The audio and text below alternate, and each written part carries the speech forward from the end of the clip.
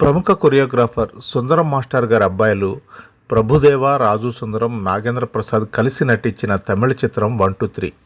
జ్యోతిక ప్రధాన పాత్ర పోషించిన ఈ సినిమాను తెలుగులోనూ కన్నడలోనూ అదే పేరుతో పార్షియల్గా రీషూట్ చేశారు. తమిళంలో కరుణాస్ చేసిన పాత్రను తెలుగులో ఉత్తేజ్, కన్నడలో కోమల్ కుమార్తో చేయించారు.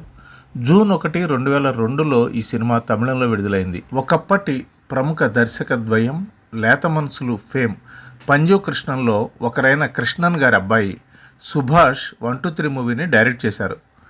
పలు తమిళ చిత్రాలు డైరెక్ట్ చేసిన కె సుభాష్తోనే జయసుధ 1992లో వింత కోడళ్ళు అనే మూవీని నటించి నిర్మించారు.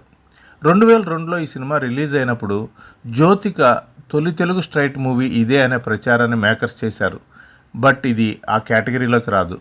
మరాఠీ నాటకం ఆల్ ద బెస్ట్ ఆధారంగా సుభాష్ ఈ సినిమా తీశారు. దేవా దీనికి సంగీతాన్ని అందించారు. ఈ మూవీ తర్వాత కె సుభాష్ కృష్ణవంశీ ఖడ్గన్ సినిమాని హిందీలో ఇన్సాన్ పేరుతో రీమేక్ చేశారు.